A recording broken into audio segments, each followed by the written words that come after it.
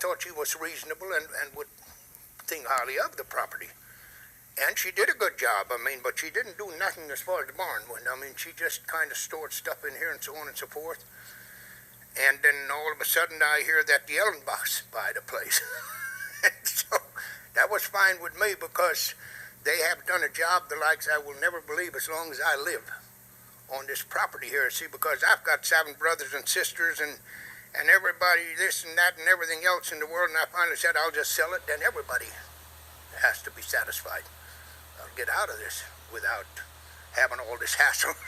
So that's what happened. We sold it to we didn't sell it, this Margie did, sold it to them, and that was the end of the story as far as this property goes. But I'll guarantee you, I could write a book thicker than this barn on all what transpired in my lifetime. They excavated that stuff. They had a team of horses, and they'd take the overburden off the top of that rock. Then they had these little, they had the drill bit, and they did it all by hand. This was all done by hand, and you drill them holes in there all the way up and down, and then they'd have these little tapered wedges, and they'd drive them in there, and just you'd go along, and I worked in that stuff. As the years went by, the courthouse in Hayes is all built out of the rocks, right out of my pit over here. Every rock came out of there. And I was just a little fella, and they had all them county guys that worked WPA. That was in the dirty 30s, and times were bad. There was nothing for anybody. I think they worked for like $12 a month or so. And I was a little kid, and I'd go over there every day. I felt so bad for them poor old codgers. They had just a rough time to do all of that. And I'd drill all day long and work them rocks. They fascinated me. They really did fascinate me, how that worked. And then take the rock, cut them out, and then bring them out, and then tone them up. You had these rock hammers, and you dress them. I could still dress up a rock beautifully if I needed to, because I was real good at it. But I was just a little fella. Then I was about 11, 12 years old. And on the end of the week, them old codgers, normally they'd give you a candy bar for your pay. Oh, and you thought that was pretty good. Just the simple fact that it just felt bad for them poor old guys. And at that point in time, toys, they were non-existent. We didn't have no toys. Never got no toy in our life. Never, ever. So we went and did stuff like that, to entertain ourselves. And so on and so forth. And learned a lot by doing it.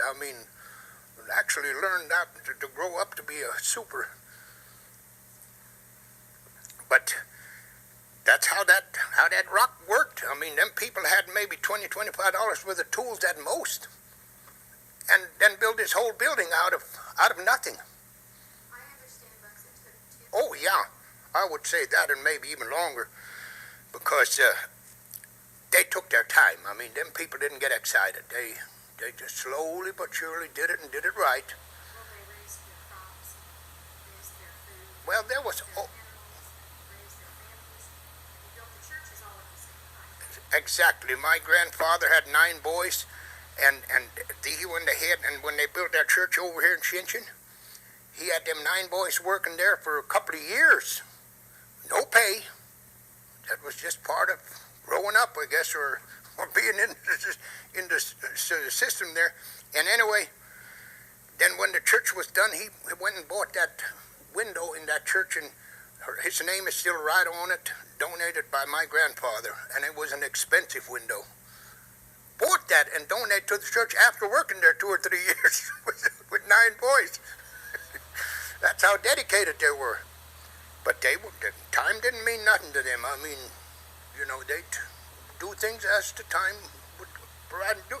But they always had some of them there at the job. Some were doing other things, but most of the time there was some of them involved out of the family. But when my father, when my brothers and sisters, they were not into this rock thing. The only one that was me, and I faithfully, or ever since then, I bought miles and miles of these rock posts and shipped them to Petaluma, California. 18 semi-truckloads of rock posts I survived out of the barn, dug them out and sent them to Petaluma, California in my lifetime, because I can't see them people just destroy them things. It hurts me to see people work so hard and then people just don't seem to care. I mean, it's an unbelievable situation, to be honest with you, in what they're doing. Bucks, when you probably weren't born then when they first built this barn, but when your grandpa built this barn and your dad and his sisters and brothers were here, did they keep their animals in this barn? Oh, yes. Oh, God, yes. Yeah, as far as... Tell us about the importance of the barn when your grandpa built it and what they used it for. Well, it was mostly for horses originally. There was very few cows. They had a lot of horses. You know, that's the only thing they farmed with. That's the only thing they had was that horses were very important.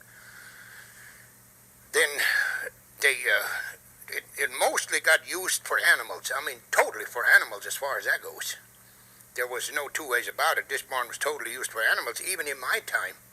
I mean, we milked a whole herd of cows outside of here. I was telling Ernie that on that northwest wall, you see them big white cracks there where you mortared that cement in? I told Ernie